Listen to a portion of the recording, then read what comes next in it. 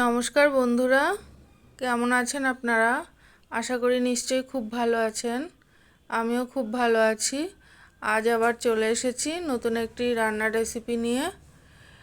Bit গাজরের চাটনি। এটা একেবারেই একটা ভিন্ন স্বাদের রান্না। ভিডিওটি যদি ভালো লাগে তাহলে লাইক, শেয়ার এবং সাবস্ক্রাইব করে পাশে থাকবেন। আর রান্নাটা কেমন হলো কমেন্ট করে জানাবেন। গাজর, বিট খোসা ছাড়িয়ে ভালো করে জলে ধুয়ে নিয়েছি। আর এখানে নিয়েছি 3টে পাকা টমেটো। টমেটোটা টুকরো করে কেটে নেব। আর বিট গাজরটা একটা গ্রেটারের সাহায্যে গ্রেট করে নেব।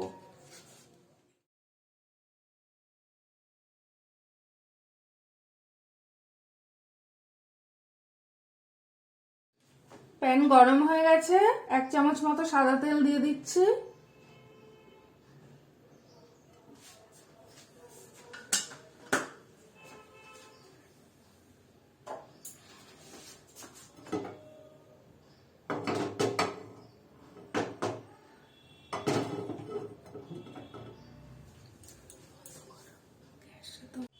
ফোড়নের জন্য দিয়ে দিচ্ছি 5 ফোড়ন, 1/2 চামচ মতো দিলাম।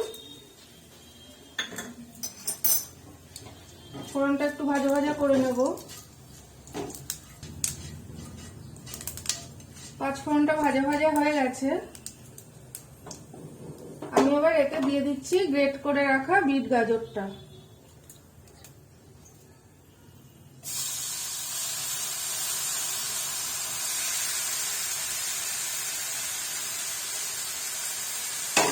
দিয়ে দিচ্ছি একটু লবণ।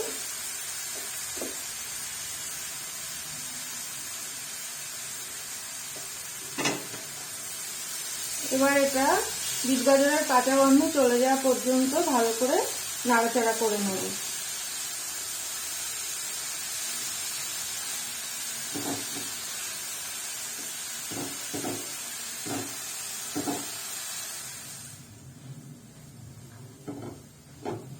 গ্যাসের ফ্লেমটা কমিয়ে দিয়ে আমি এবার এটা একটু ঢাকা দিয়ে দিচ্ছি 3 থেকে 4 মিনিটের জন্য। এটা একটু সেদ্ধ হয়ে যাবে।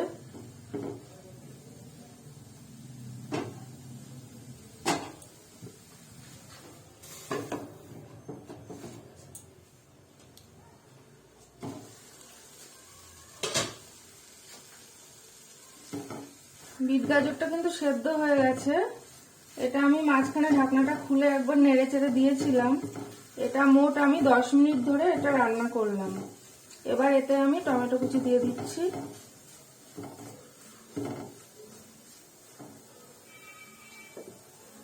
এখানে 3টে ছোট সাইজের টমেটো আছে, মিডিয়াম সাইজের আর কি। টমেটোটা আপনারা আপনাদের পছন্দ মতো দিতে পারেন, কম বেশি।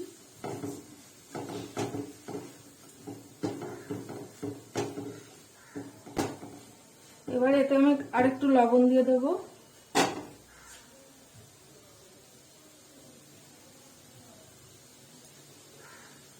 দিয়ে দিচ্ছি একটু হলুদ। হলুদটা অপশনাল, না দিলেও হবে।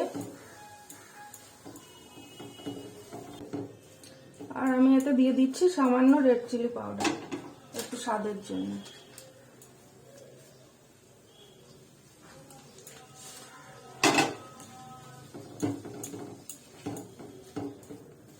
টমেটোটা যাতে তাড়াতাড়ি নরম হয়ে যায় তার জন্য সামান্য একটু জল দেব।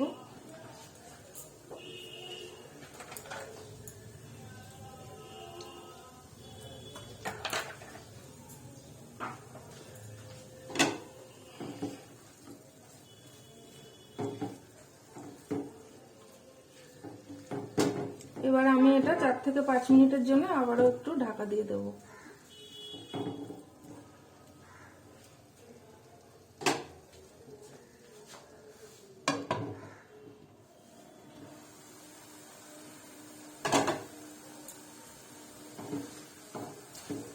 টমেটোটা সেদ্ধ হয়ে গেছে।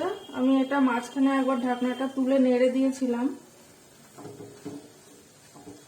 এবার এতে আমি সামান্য একটু জল দেব।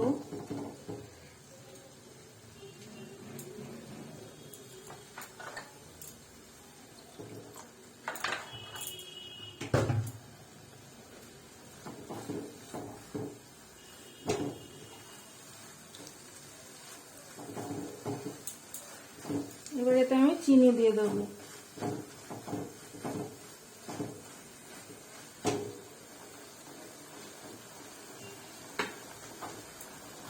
আমি এখানে 3 চামচ চিনি দিচ্ছি, আপনারা আপনাদের স্বাদ অনুযায়ী দেবেন। এই চাটনিটা একটু মিষ্টি মিষ্টি খেতে ভালো লাগে।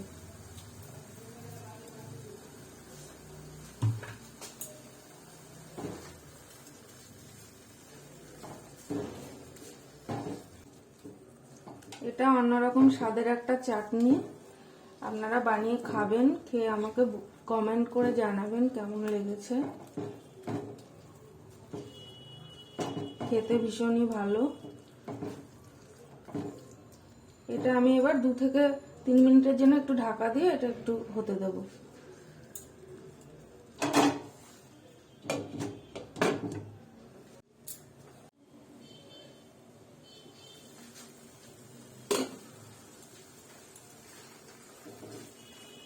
চাটনিটা রান্না হয়ে গেছে।